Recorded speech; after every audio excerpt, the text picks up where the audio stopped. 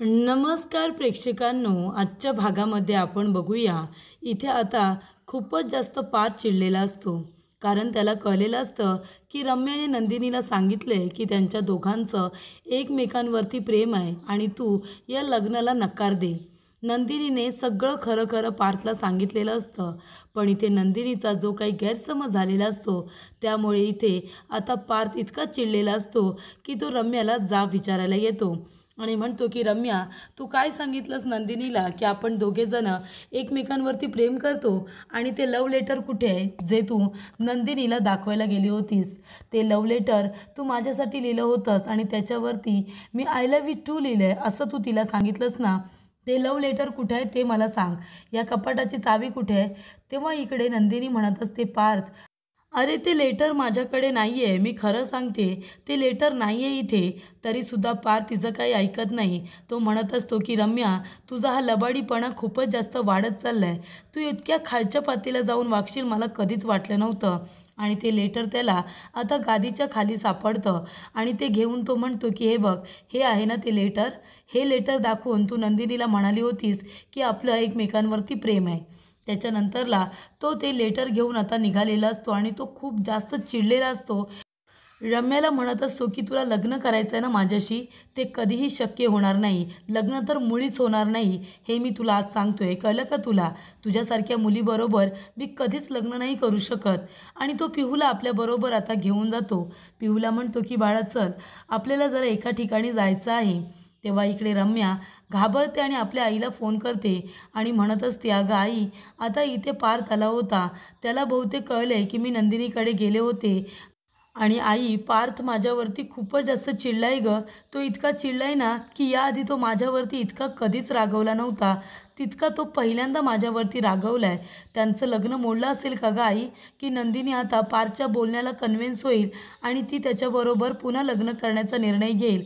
मला खरंच काहीच कळत नाही आहे. तेव्हा इकडे आता वसू म्हणत असते की हे बघ रम्या, काही झालं ना तरीसुद्धा हे लग्न होणार नाही आहे. कारण का, जरी पण इकडे नंदिनी कन्व्हिन्स झाली ना, तरी पण तिचे आई वडील धनंजयला काल भेटून मी असं धमकावलं आहे ना, त्याच्यामुळे धनंजय पुन्हा आपल्या मुलीला या घरामध्ये देण्याचा विचार करणार नाही. कारण मी त्याला स्पष्टपणे सांगितलं आहे, या घरामध्ये मी राहते आणि जर तुझी मुलगी माझ्या घरामध्ये सून म्हणून आली ना, तर मी तिचा छळ करेन, असं सुद्धा मी त्याला सांगितलं आहे. त्याच्यामुळे तो आपल्या मुलीचं लग्न पार्थबरोबर लावण्याची चुकी काही करणार नाही. कारण त्याचं त्याच्या मुलीवरती खूप जास्त प्रेम आहे. त्यानंतरला इकडे आता पिहूला घेऊन पार्थ तिथे आलेला असतो आणि म्हणतो की नंदिनी, हे आहे ना ते लेटर. ह्या लेटरवरून तुम्ही हे लग्न मोडलंत ना आणि ह्या लेटरबद्दलच तुम्ही बोलत होता, बरोबर ना? तेव्हा इकडे पार्थ म्हणतो की पिहू बाळा, जे काही खरं आहे ना ते सगळं तू यांना आत्ताच्या आत्ता सांगून टाक. तेव्हा इकडे पिहू म्हणत असते की ते लेटर आहे ना, ते लेटर रम्याताईने पार्थदादासाठी लिहिलं होतं आणि त्यावेळेला ती माझ्यावरती रागवली होती, मला ओरडली होती. म्हणून मी तो राग काढण्यासाठी त्या लेटरवरती आय टू लव्ह यू असं लिहून ठेवलं होतं. सॉरी वहिनी, सॉरी. पुन्हा मी अशी नाही चूक करणार. खरंच माझं चुकलं. मी आता पुन्हा अशी कधीच नाही वागणार. तेव्हा इकडे आता पिहू घाबरलेली असते. ती कान पकडून नंदिनीला सॉरी म्हणत असते. तेव्हा नंदिनी म्हणते, नाही पिहू बाळा, अगं तू कशाला सॉरी म्हणतेस? मी तुझ्यावरती अजिबात रागवलेली नाही आहे. हे बघ पिहू, तू घाबरू नकोस आणि रडू नकोस. आणि ती म्हणते, सारिका, अगं जरा तू आपल्या पिहूला आपला आनंद निवास दाखव ना. तेव्हा इकडे पिहूला आता गप्प करण्यासाठी ती आनंद निवास बघायला सांगते. त्याच्यानंतरला इकडे पार्थ खूपच जास्त चिडलेला असतो. त्याला पण वाईटच वाटलेलं असतं की बोलली नाही नंदिनी त्याच्याबरोबर, काही नाही आणि सरळ लग्न मोडून टाकलं. खरं काय खोटं काय, निदान याची शहानिशा तरी करून घ्यायची, असं इथे पार्थला वाटत असतं. तेव्हा इकडे पार्थ म्हणत असतो की नंदिनी, झाला तुमचा गैरसमज दूर. निदान तुम्ही माझ्याशी आधी बोलायला तरी हवं होतं. तेव्हा नंदिनी म्हणत असते, सॉरी पार्थ, खरंच सॉरी. म्हणजे माझ्या समोर जेव्हा या अशा गोष्टी आल्या ना, तेव्हा याच्यावरती कसं रिॲक्ट करायचं मला खरंच काही कळलंच नाही. पण मी तुमच्याशी खरंच बोलायला हवं होतं. पण मी तुम्हाला फोन पण करणार होते, पण खूप उशीर झाला होता आणि मग मी तुम्हाला कसं काय फोन करणार. तेव्हा मी विचार केला की जे काही बोलेन ते मग भेटूनच बोलेन, म्हणून मी तुम्हाला फोन नाही केला. पण खरंच माझं चुकलं. रम्याने मला असं काही सांगितलं, ते लेटर दाखवलं, तेव्हा माझा गैरसमज झाला. पण मला तुमचं एकदा ऐकून घ्यायला हवं होतं, तुमच्याशी बोलायला हवं होतं, गोष्टी क्लिअर करायला हव्या होत्या. तेव्हा इकडे पार्थ आता तिला म्हणत असतो, कारण नंदिनी त्याला म्हणालेली असते की आपलं लग्न ठरलंय, अजून लग्न झालेलं तर नाही आहे ना, मी तुमच्याशिवाय सुद्धा खुश राहीन, आनंदात राहीन, म्हणजे तुम्ही माझी अजिबात काळजी करू नका. आणि इकडे नंदिनी म्हणालेली असते की तुमच्याशिवाय मी मजेत राहीन. हे शब्द त्याला आता आठवतात. तेव्हा पार्थ म्हणतो की आपलं लग्न मोडलं असतं तर तुम्हाला काही फरक पडणार नाही असं तुम्ही म्हणालात, पण जेव्हा तुम्ही म्हणालात की आपलं लग्न मोडलं आहे, तुम्हाला यामुळे काही फरक पडत नाही आहे, मला किती त्रास झाला तुम्हाला माहिती आहे. माझ्या पायाखालची जमीन सरकली होती. तुम्ही माझ्या आयुष्यातून निघून जाल या कल्पनेने मी किती थरारलो होतो, मला किती टेन्शन आलं होतं तुम्हाला नाही माहिती. तेव्हा इकडे तुम्ही सरळ तर कुठलाही विचार न करता लग्न मोडायला तयारसुद्धा झालात, लग्न मोडून टाकलं. तेव्हा नंदिनी म्हणते, पार्थ तुम्हाला काय वाटतंय, मला हे सगळं बोलताना मला हे सगळं समजलं तेव्हा आनंद झाला होता का? या अशा गोष्टी माझ्या समोर आल्या तर मलासुद्धा किती धक्का बसला असेल. तुम्ही माझ्या आयुष्यातून निघून जाताय की काय, या भीतीने मी सुद्धा अस्वस्थच झाले होते, मला सुद्धा टेन्शनच आलं होतं ना पार्थ. तेव्हा इकडे आता पार्थ म्हणत असतो, पण तुम्ही काय शेवटीला लग्न मोडून मोकळ्या झालात, तुम्ही माझ्याशी साधं बोललासुद्धा नाहीत ना. याचा अर्थ काय होतो, तुमचा माझ्यावरती त्यावेळेला विश्वास नव्हता ठीक आहे, पण तुम्हाला माझ्याशी लग्न पण करायचं नाही आहे, मग आता मी काय बोलणार. तेव्हा नंदिनी म्हणते, नाही नाही, तो निर्णय माझा नव्हता, मी लग्नाला अजून नकारच दिलेला नाही आहे, तो माझ्या आईबाबांनी घेतलेला निर्णय होता. त्यांचं माझ्यावरती इतकं प्रेम आहे म्हणून त्यांनी माझ्या काळजीपोटी हा निर्णय घेतला असेल, बाकी काही नाही. तेव्हा इकडे पार्थ म्हणतो, याचा अर्थ तुम्हाला माझ्याबरोबर अजूनही लग्न करायचं आहे ना. तेव्हा इकडे नंदिनी आता लाजायला लागते आणि गप्प बसते. तेव्हा पार्थ आता तिची मस्करी करत असतो आणि म्हणतो की ठीक आहे, तुम्हाला आता माझ्याबरोबर लग्न नाही करायचं आहे, मग ठीक आहे. तेव्हा इकडे नंदिनी म्हणते, नाही नाही, असं अजिबात नाही आहे, मला तुमच्याबरोबर लग्न करायचं आहे ना, ते पण मनापासून. तेव्हा इकडे पार्थ म्हणतो, हो ना, तुम्हाला माझ्याबरोबर लग्न करायचं आहे, पण मग तुमच्या आईवडिलांचं काय. तेव्हा नंदिनी म्हणते, तुम्ही काळजी करू नका, माझ्या आईवडिलांजवळ मी बोलते, मी त्यांना समजावते, त्यांचाही गैरसमज झालेलाच आहे जसा माझा झाला होता. पण सॉरी पार्थ, खरंच जेव्हा रम्या इथे आली आणि तिने मला हे सगळं सांगितलं ना, तेव्हा मी सुद्धा तिला स्पष्टपणे हेच म्हणाले की मी तुझ्या बोलण्यावरती विश्वास नाही ठेवणार. या सगळ्याच्या मागे पार्थची सुद्धा नक्कीच काहीतरी बाजू असेल आणि ती मला ऐकायची आहे, तोपर्यंत मी हे लग्न मोडणार नाही, असं मी तिला स्पष्टपणे सांगितलं होतं. तिने माझ्यासमोर असं काही चित्र उभं केलं होतं ज्यामुळे मला असं वाटलं की कदाचित कदाचित तिच्या बोलण्यामध्ये काहीतरी तथ्य असेल का. त्यानंतरला इकडे आता पार्थ म्हणत असतो की हे बघा, तुम्ही म्हणाला होतात ना की हे लग्न मला टिकवण्यासाठी किंवा हे लग्न करण्यासाठी माझ्याकडे ठोस असं काही कारण नाही आहे, मला ते कारण तुम्हाला द्यायचं आहे. हा माझा हात नेहमी तुमच्या हातात असेल, मी कधीही तुमचा हात सोडणार नाही, कधीही तुमची साथ सोडणार नाही, असं पार्थ आता स्पष्टपणे नंदिनीला म्हणत असतो. त्याने जणू काही इथे आता त्याच्या मनातली क्लॅरिटी तिला सांगितलेली असते की त्याला तिच्याबद्दल काय वाटतं, त्याला तिच्याबरोबरच लग्न करायचं आहे. पार्थ म्हणतो की ज्या क्षणी मी तुम्हाला बघितलं होतं ना, त्या क्षणी मी माझ्या मनामध्ये म्हणालो होतो की बायको असावी तर नंदिनीसारखी, आणि नंतरला आपल्या दोघांचं लग्नसुद्धा ठरलं. पण एक गोष्ट मी तुम्हाला सांगतोय नंदिनी, मी आणि रम्या आम्ही दोघेजणं लहानपणापासून एकत्र वाढलो आहे, एकत्र लहानाचे मोठे झालो आहे, पण मी कधीच तिच्याकडे त्या नजरेने बघितलेलंच नाही आहे. आता तिने आमच्या मैत्रिणीला जर काहीतरी वेगळं नाव दिलं असेल, ती काहीतरी वेगळं समजली असेल, त्याच्यात माझी काय चुकी. मी तर तिला कधीच तसं बोललेलो नाही आहे, मी कधी तिला सांगितलेलं नाही आहे की माझं तुझ्यावरती प्रेम आहे, मला तुझ्याशी लग्न करायचं आहे, कधीच नाही. मी तिच्याबद्दल असा कधी विचारसुद्धा करू शकत नाही आहे. तेव्हा इकडे पार्थ म्हणत असतो की नंदिनी, तो विचार फक्त मी तुमच्यासाठी आता करतोय, बाकी कुणासाठीही नाही. आणि रम्या माझ्यावरती प्रेम करते हे सुद्धा मला आपलं लग्न ठरल्यानंतर कळलं, त्याआधी मला तिच्याबद्दल काहीही माहिती नव्हतं. तेव्हा इकडे आता पार्थने संपूर्ण क्लॅरिटी दिलेली असते. त्याने सांगितलेलं असतं की त्याचं अजिबात रम्यावरती प्रेम नाही आहे, त्याला फक्त नंदिनीबरोबर लग्न करायचं आहे, आणखीन कुणाबरोबरही नाही. आणि तो आता स्पष्टपणे नंदिनीला सांगतो, जर माझं प्रेम रम्यावरती असतं तर मी आपल्या लग्नाला होकार का दिला असता ना. मी अजिबात लग्नाला होकार दिला नसता. पण तसं अजिबात काही नाहीच आहे, म्हणून तर मी सरळ सरळ तिला नकार देतोय. तर इकडे विक्रम काका आणि मानिनी दोघेजणं धनंजय काका आणि शारदा यांना समजावायला आलेले असतात. ते म्हणत असतात की एकदा आमचं म्हणणं तरी ऐकून घ्या. तेव्हा धनंजय काका म्हणतात, हे बघ विक्रम, सारखा सारखा मी लग्नाला नकार देतोय म्हणून मलासुद्धा आनंद होत नाही आहे रे. मला पण त्या गोष्टीचं वाईट वाटतं आहे. मला पण तुला नकार देताना आनंद होत नाही आहे. पण विषय माझ्या मुलीचा आहे, तिला होणाऱ्या त्रासाचा आहे. इथे वसुताईने जवळजवळ धमकीच दिली की ती माझ्या मुलीचा छळ करेल म्हणून. मग आता अशा घरामध्ये मी माझ्या मुलीचं लग्न लावून कसं देऊ? विषयाची परीक्षा मला घ्यायची नाही आहे. तेव्हा विक्रम काका म्हणतात, धनंजय, अरे मी आहे ना. मानिनी म्हणते मी आहे ना. आम्ही नंदिनीला त्यांच्यापासून लांब ठेवू आणि आमचं सोड रे. पार्थ आहे. पार्थ नंदिनीला कधीच अंतर देणार नाही. तो तिला कधीही एकटं सोडणार नाही. वसुताईला घाबरून आपण आपल्या मुलांचं ठरलेलं लग्न मोडायचं का? आणि वसुताईचं कोण ऐकणार आहे त्या घरामध्ये? आम्ही सगळेजण आहोत ना. आम्ही सगळेजण नंदिनीला प्रोटेक्ट करू. तेव्हा इकडे आता धनंजय काका म्हणत असतात की तुम्ही सगळेजण आहातच, पण माझा वसुताईवरती विश्वास नाही आहे. ती माझ्या मुलीला जो काही त्रास देईल ना, त्याच्यामुळे मला हे लग्न आता करू द्यायचं नाही आहे. हे लग्न मला मोडायचं आहे.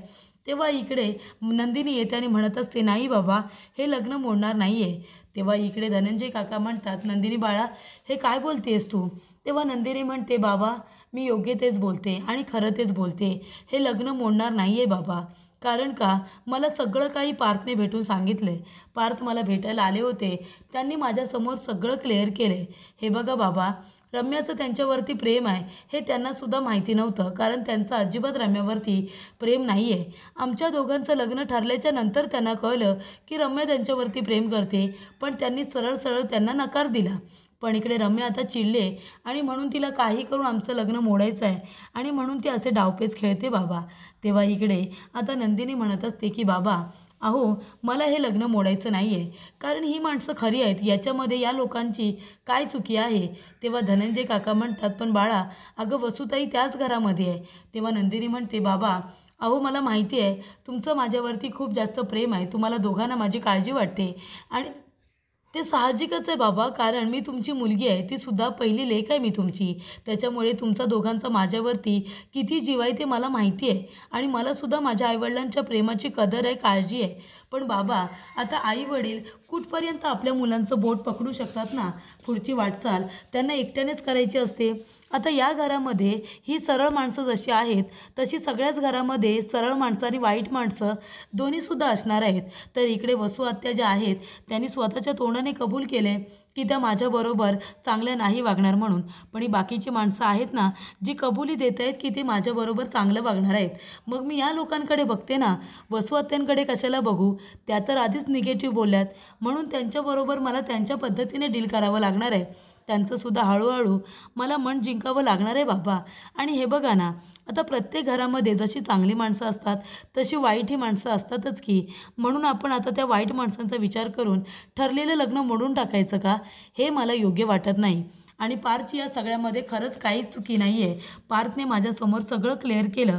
त्यांचं रम्यावरती अजिबात प्रेम नाही आहे आई, आणि त्यांचा खरेपणा मला कळला आहे. तेव्हा मी तुम्हाला फक्त दोघांना इतकंच सांगेन की मला माहिती आहे की तुम्हाला माझी खूप काळजी वाटते, पण तुम्ही माझी जास्त काळजी करू नका.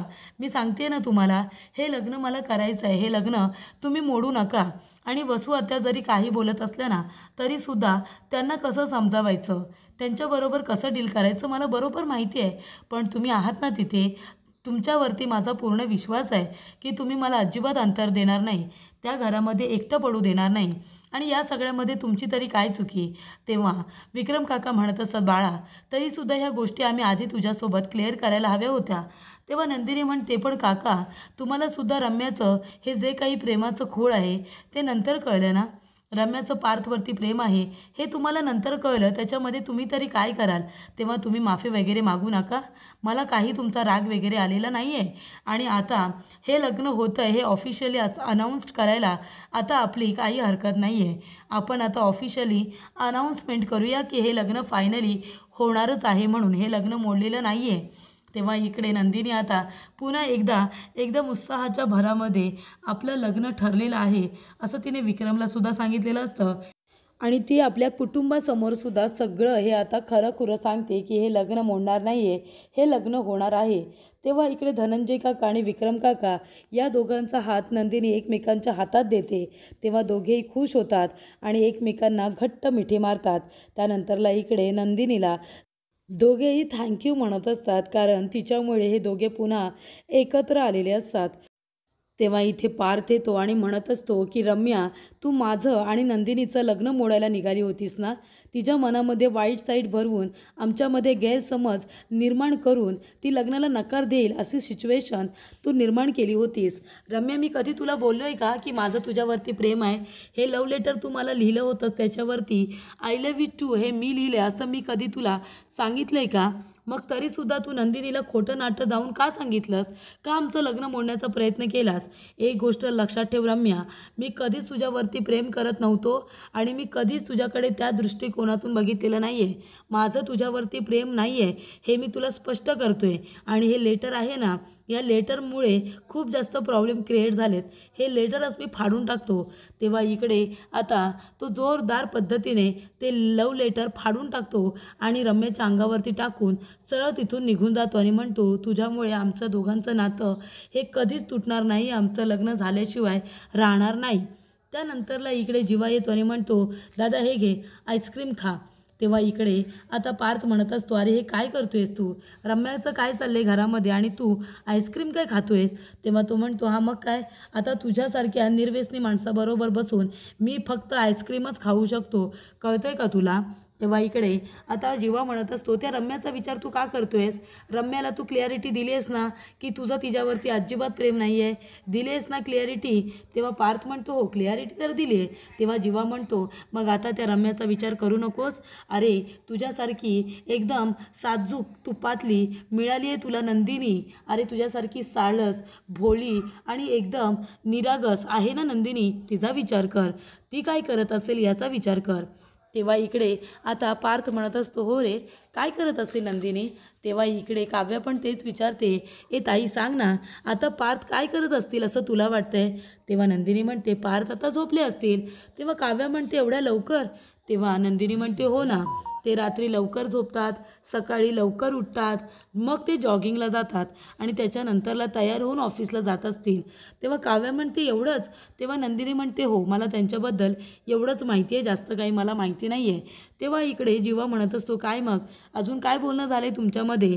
तेव्हा पार्थ म्हणतो, काहीच नाही, आमच्यामध्ये तसं काहीही बोलणं झालेलं नाही आहे. तेव्हा इकडे जीवा म्हणतो, अरे निदान गुलाबाचं फूल तरी दिलं असशील ना, फ्लाइंग किस दिली आहेस का.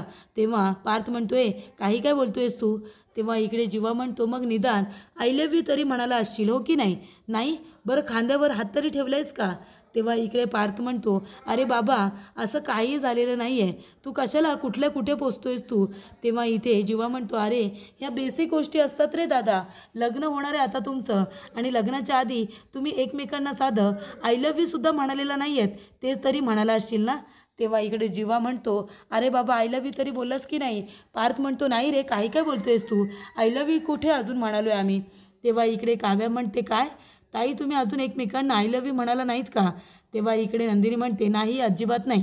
आता तू मला सांग काव्या, तू आणि आरोही जेव्हा चहा करता तेव्हा मी आई आणि बाबा आम्ही वरून तिघेजणं साखर घेतो, कारण त्याच्यामध्ये गोडवा थोडा कमी असतो, म्हणून तो गोडवा आणण्यासाठी आम्हाला त्याच्यामध्ये साखर घ्यावी लागते. पण जेव्हा आई आपली गुळाचा चहा बनवते तेव्हा त्याच्यामध्ये आपण साखर घेतो का. नाही, कारण त्या गुळाच्या गोडव्यामध्येच आहे ना, तिच्या हातातला गोडवा इतका त्याच्यामध्ये उतरलेला असतो की तो चहा परफेक्ट गोड असतो. त्याच्यामुळे आमचं नातंसुद्धा असंच आहे, आमच्या नात्यामध्ये आहे तेवढा गोडवा आम्हाला पुरेसा आहे. त्याच्यावरती म्हणजे असं आय लव्ह यू म्हणून आम्हाला जास्तीची साखर टाकून तो गोडवा वाढवायची गरज नाही आहे. आमच्या नात्यामध्ये जेवढा गोडवा आहे ना तो पुरेसा आहे आणि त्याच्यावरती साखर टाकून गोडवा वाढवायची गरज नाही आहे. म्हणूनच मी म्हणते की आय लव्ह यू आम्ही जरी अजून म्हणालो नसलो ना तरी आमच्या नात्यामध्ये आय लाईक यू हे एवढं पुरेसं आहे असं नंदिनी म्हणते. तर पुढील भागामध्ये आपण बघूया, इकडे आरोही आता नंदिनीला म्हणते की ताई कॅच, आणि तिच्याकडे ती उशी फेकून मारते. तेव्हा तिच्या हातातल्या हिरव्या बांगड्या आता काही फुटतात. तेव्हा तिची आई शारदा म्हणते की बाळा, अगं अशा बांगड्या फुटणं अशुभ असतं गं, अचानक कशा काय फुटल्या? तेव्हा इकडे आता रम्या म्हणत असते की पार्थ, शेवटचं मला शेक हँड कर, कारण ही आपली शेवटची भेट आहे. कारण तिने झोपेच्या खूप साऱ्या गोळ्या खाल्लेल्या असतात आणि आता वसू या सगळ्याला जबाबदार ठरवत असते, ते म्हणजे पार्थला. पार्थला म्हणते तुझ्यामुळे माझ्या मुलीने स्वतःला संपवण्याचा विचार केलेला आहे. तेव्हा इकडे आता घरातल्या सर्व लोकांना खूप मोठा धक्का बसलेला असतो, कारण इथे रम्याने झोपेच्या गोळ्या खाल्लेल्या असतात आणि त्यामुळे तिला चक्कर आलेली असते. तर इकडे आता पार्थचं आणि नंदिनीचं लग्न होऊ नये म्हणून रम्याने ही स्टेप घेतलेली असते.